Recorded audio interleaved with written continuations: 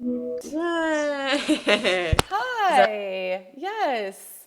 stole this iPad out of the crying hands of my child. Oh, I'm so sorry. I'm sure that was devastating for them. Yeah, she's all right. Well, She looks so so nice to meet you, cute. at least, or see you in person after all this communication. Yeah, thanks for being patient with me. No, of course. I mean, so you have how many little ones? Two, Two. Boy, two, yeah. girls. I have one who's just over 2, and the other is 9 months old. So Wow, it's that's a handful. yeah, Boys or girls?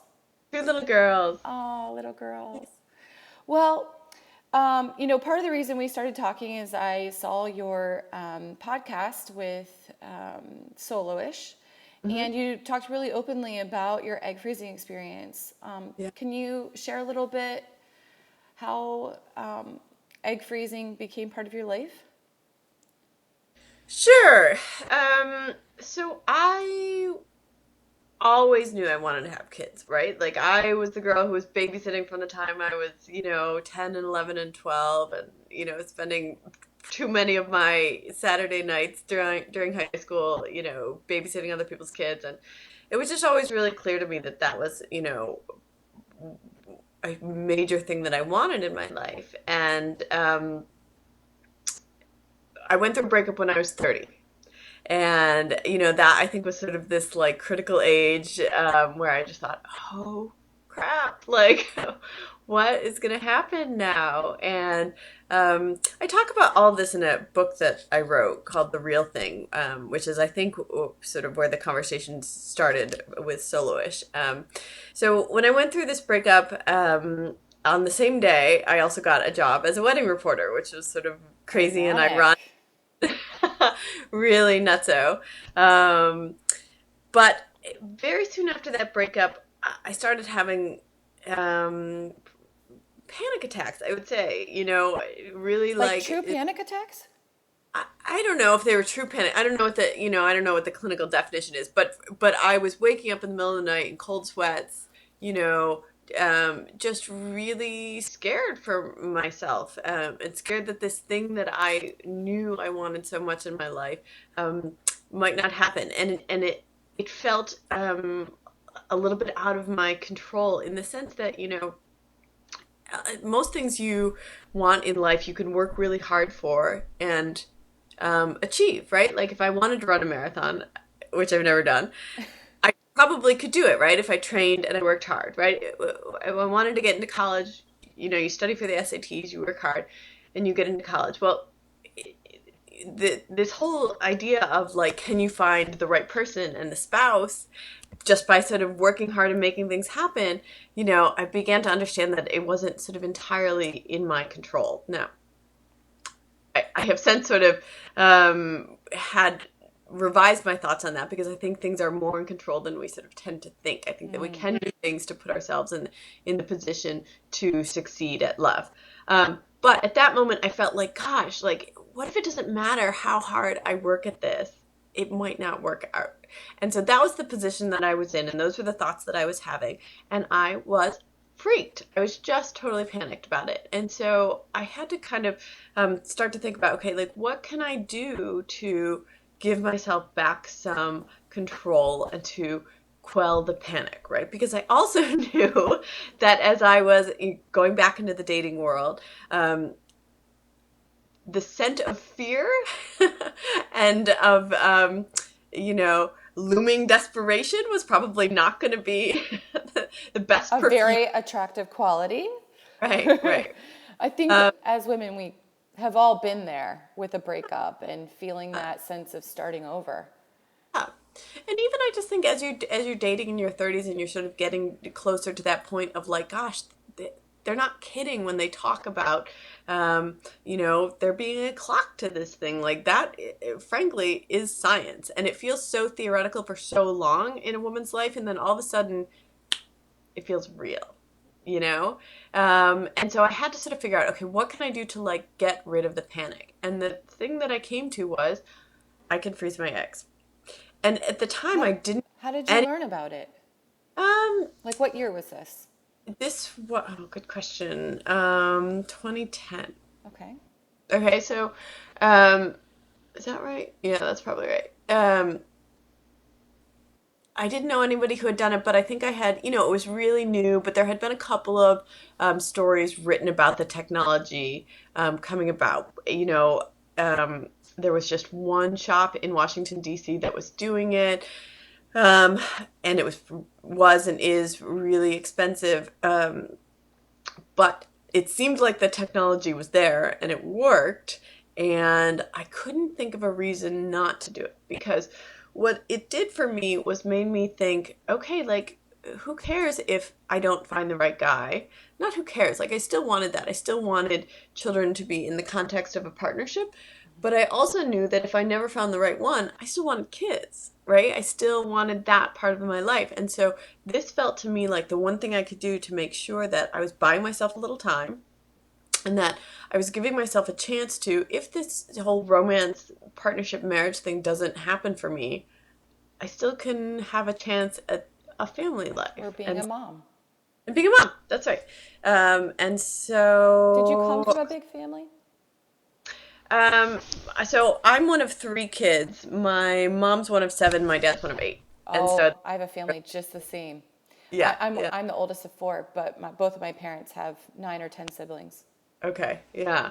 And I mean, you know, to me, it just is so much fun, and I just It really, is fun. I knew that I wanted that, and so this was the way that I could, calm down a little bit, mostly.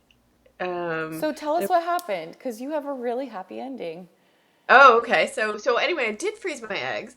And I have to say that it took me a while to save up to freeze my eggs, right? Because it is expensive and I'm a journalist and um, I started a health savings account and along the way I was dating. I met a guy who was younger than me. And I was really nervous to tell him that I was a couple months away from doing this thing because, there were already sort of these issues around like, gosh, I'm older than him.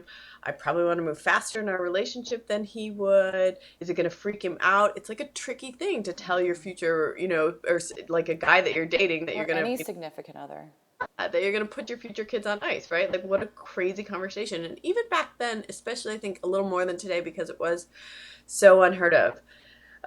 But he ended up being really supportive, and I have to say that the other thing it did was take pressure off our relationship because then he could breathe a little bit easier too. Like, okay, this relationship that was just at the early stages could kind of develop in its own time and not sort of be pressured by my biological clock.